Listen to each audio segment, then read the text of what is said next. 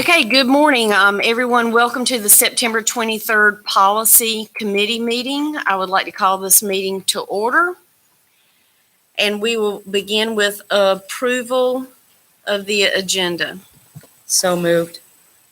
Second. All those in favor say aye. Aye. Aye.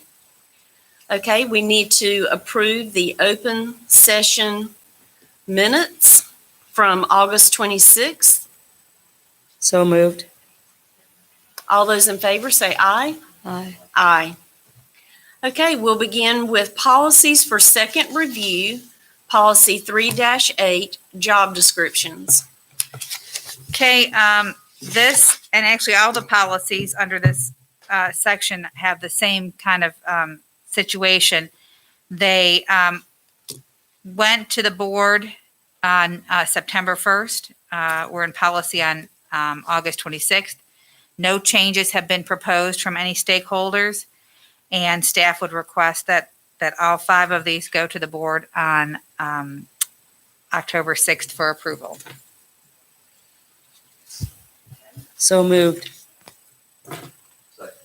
Okay, all those in favor say aye. Aye.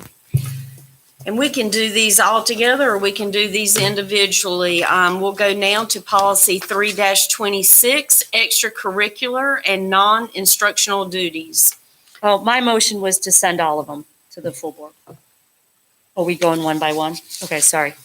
I didn't hear that in your motion. I'm sorry. You want to do you want No, want let's to go. Nope, you want let's, to go through them? no, let's go individually. That's fine. This 3-26 is the same situation. It went to the board on the September 1st and no proposed changes from any stakeholders. Staff would request this go to the board on October 6th for approval. Okay, 3-19, administration of medication and or first aid. Same situation. It went to the board on September 1st and there's been no proposed changes, and we would ask that it be approved by the board on October 6th. Sorry. Board members all good with that? We'll move on to policy 3-21, reduction in force. Same situation, and we'd ask for approval on October 6th. Hearing none. Policy 3-27, defense of board employees. Again, the same situation, go to the board for approval on 10-6.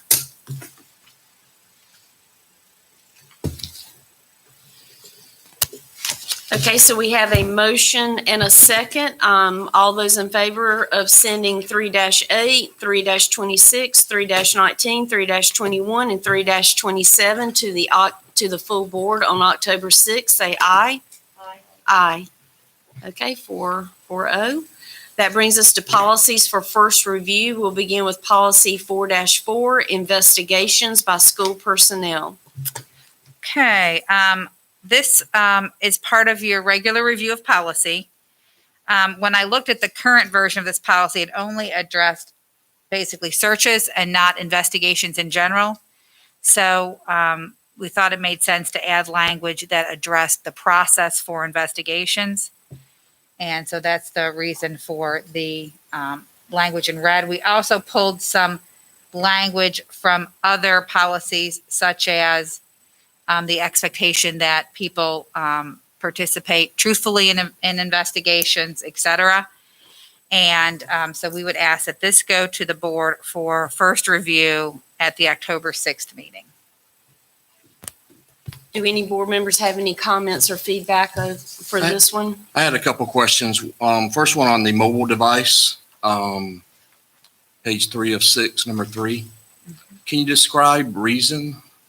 What would constitute someone asking to see someone's phone?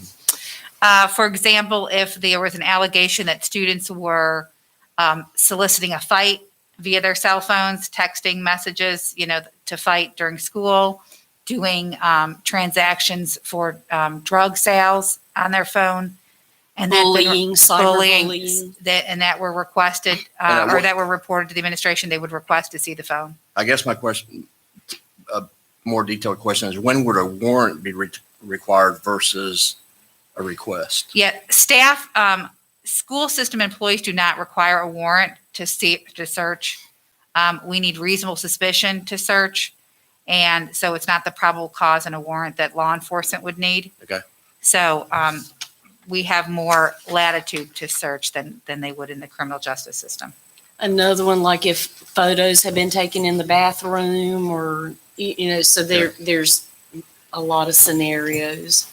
So does that differ from their laptops? Because we have had issues before where we've asked for police to come in with respect to a laptop. Laptops are our possession, and when students receive the laptop, they're told that they don't have an expectation of privacy in their laptop, which is obviously different than their personal cell phones. And so we have, when criminal matters, we report it to law enforcement, and since it's our property, then we ask sometimes for law enforcement to go in, depending on, if we want to preserve a criminal case, we would- Preserve the evidence. And I guess if Correct. it was their personal laptop, it would be the same as a mobile device. Correct. And then if you could explain a little bit as far as the intrusive personal searches. I'm a little confused. It says we can do them, but then it says we can't do a strip search. So kind of define the difference there. Legally, school staff could do a strip search. This board and administration have always said that we don't strip search students. Just because if it rises to the level of needing that, we need to involve law enforcement. But you can do intrusive searches, pat downs, empty pockets, empty purses, empty, those kinds of things. And in addition to law enforcement, we would notify parents if it went Absolutely. that far. Yeah. Can we say, though, instead of strip searches are prohibited, can we say that school officials are prohibited from doing strip searches? We can, because the policy only deals with what we do anyways. Okay. But I could add think I that. would just like it better. Sure. This is about school personnel doing stuff, so I'd rather make it more action. Mm-hmm. So parents are notified within all searches mentioned. You stated correct? Or- Not prior to a search necessarily, but they would be notified if their child was searched. But we would conduct the search first. Even an intrusive search. Yes, because we're dealing with a critical situation. We don't have an obligation to notify the parents. Now, whether a principal or administrator would practically do so, they certainly have that right. But there's no requirement. And I've got one more comment or question. As far as searches, this came up in the safety committee. If we're searching for something and we find something else, what can we do with that information? If we're searching for a weapon and we find drugs, what can we do with that?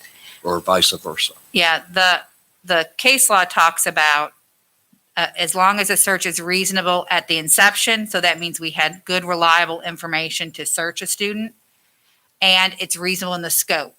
So if you are only looking in places that could hold what you're looking for, and you find something else, then it is lawful to address that as well. So if we were looking for a gun and we're looking in a change purse, that probably would not be good because a gun couldn't fit in that little change purse. But if we were looking in the purse itself and found something else, then that would be okay. Is that in a policy somewhere that it states that? I think this talks about scope and we obviously train our administrators on this. I'll have to, let me see. Yeah.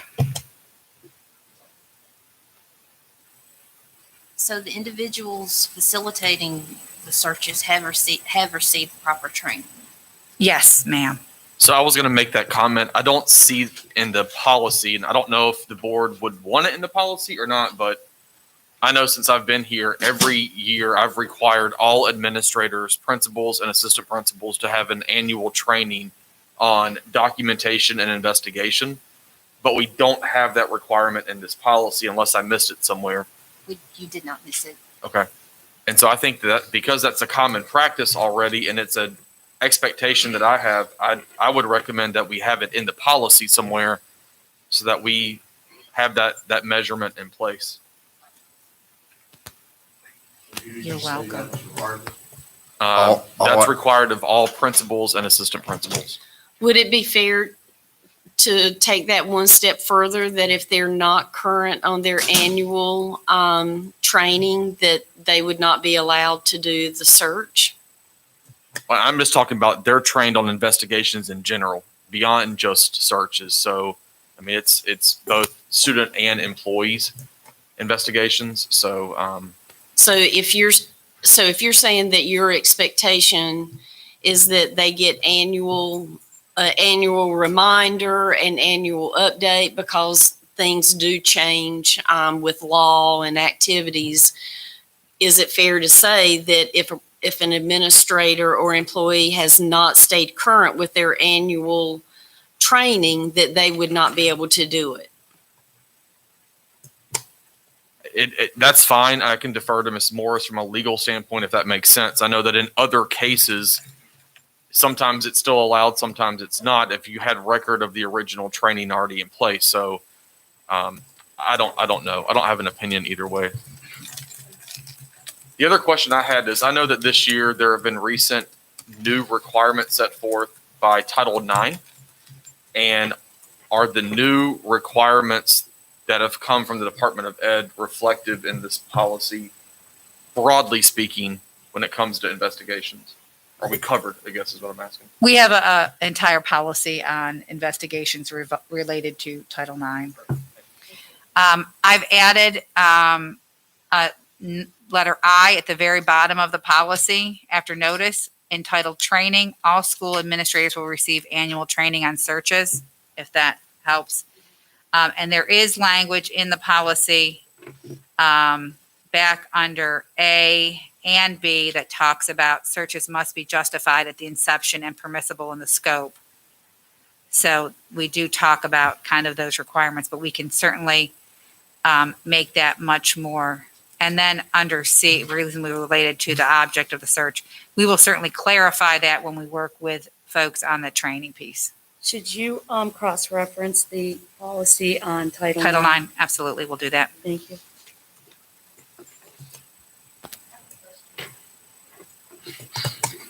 Do all schools have metal detectors? I'm referring to D. No, they don't. South Providence. Just South Providence?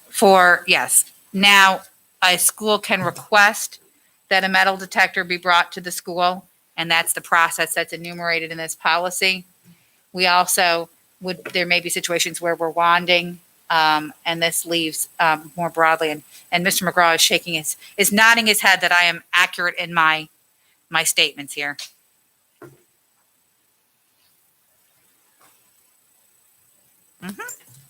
If there aren't any other questions, we can do these also together, and we'll move to policy 5-9, student assessment. Okay. This one is also part of the regular review. It adds language about minimizing time spent on testing, which is required under law. And staff would ask that this go to the board for first review on October 6th. There aren't any questions from the committee. We'll move to policy 5-13, Title I, parent and family engagement. This one also was part of the regular review. It does add some statutorily required language about notice to parents and title schools of their students' growth and achievement. And we would ask that this go to the board for first review on October 6th. Somewhere It else is. too, right? It In is, another but- policy. It seemed Okay. it seemed best to have it in this as well.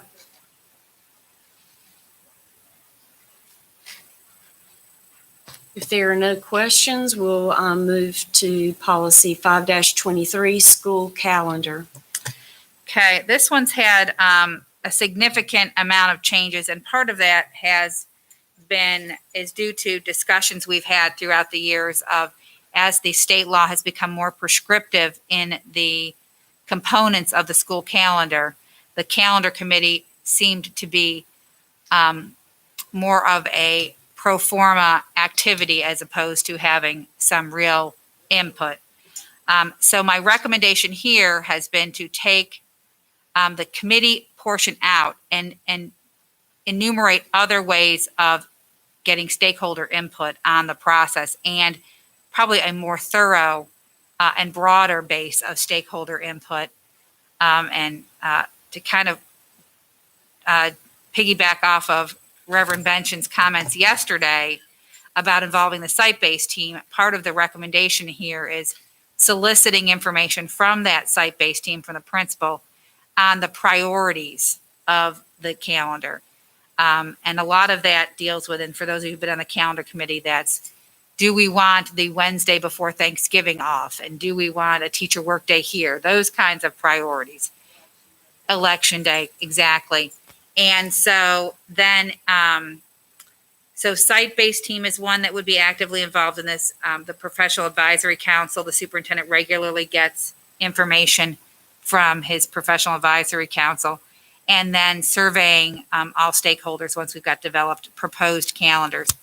And so we've moved kind of the legal requirements and enumerated the kind of a more effective way under the statutory constraints of developing a calendar, and then deleted the administrative guidelines, because everything that was in the administrative guidelines that was left, we moved into the policy. I That would makes put sense. the survey up to the first bullet. I know that all the bullets are included, but the major thing that we get from the survey is what the parents and the students think about the calendar.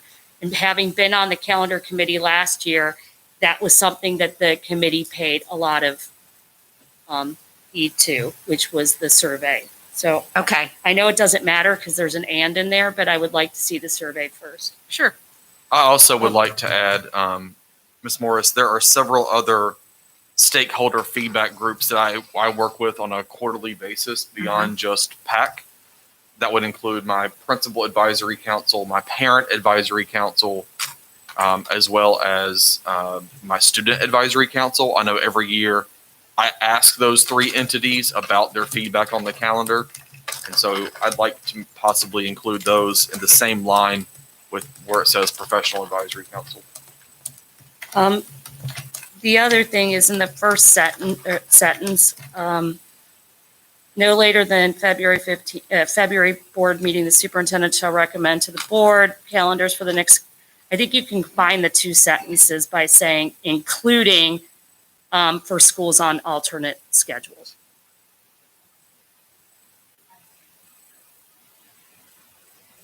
Instead of Okay, saying yeah. calendars for schools on alternate schedules are to be included, you could just say including for schools on alternate schedules.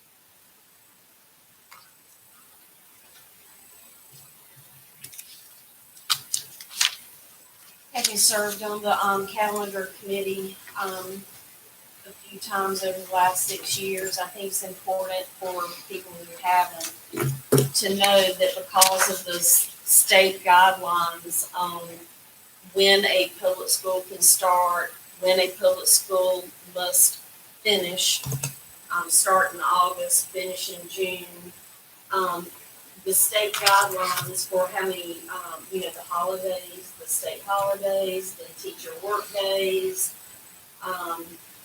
There are so many state requirements that our calendar is almost built by itself before it even is generated. Another driver is when spring break just happens to fall, in April or March. That's been something that's come up many times, whether people, when people wanted their spring breaks. So I think it's really important for everyone to know that because of these state requirements and holidays, the calendar pretty much, builds itself. And there's very few things like our half days that we do have control over. And I think as long as we, I know that my first year on the board, I asked for a survey to go out. And I think that's when we started including the community to provide us feedback. So as long as we're doing those things, I agree that we don't need a committee, because it was rolling from, on what clusters were or were not included each year on the calendar committee. And now all clusters will be included as opposed to, just a couple of clusters, a couple of administrators from those clusters, and a couple of students from those clusters. So I think this is a really good plan going forward. By Drew adding his advisory councils, it takes into account the people who used to be on the calendar committee. Because this is not the actual calendar, instead of school calendar, can we add guidelines, school calendar guidelines? I'm referring to You the mean top- the state, you mean the state requirements? I'm referring to the the title of the document. We now have school calendar, and we have removed administrative guidelines. My concern with the word guidelines is that usually that may confuse people and think it's administrative guidelines as opposed to policy. We could make it school calendar development if that That is fine with me. clarifies. Thank you. Yep.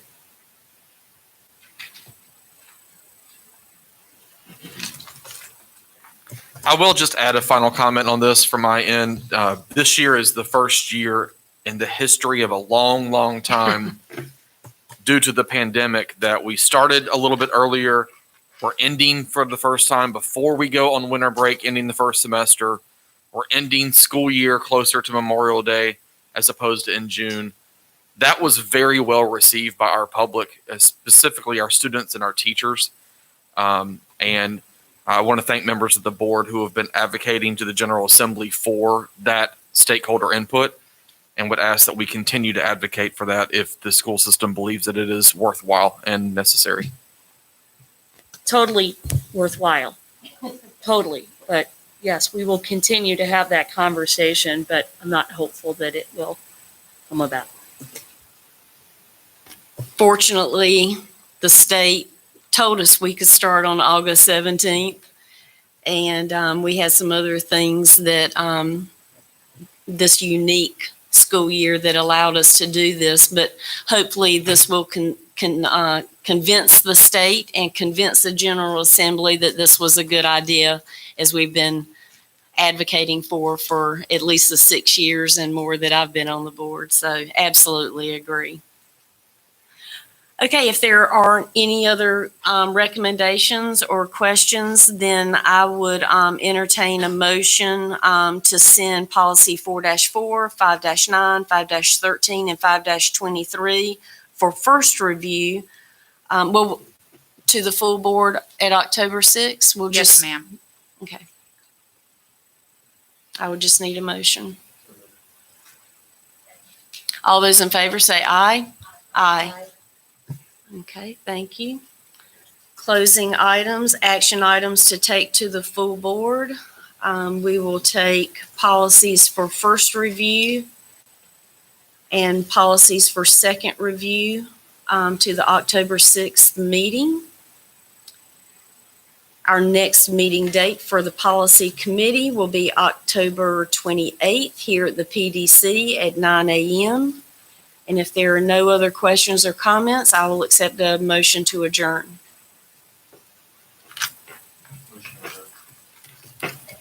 Okay, all those in favor say aye. Aye. Thank you.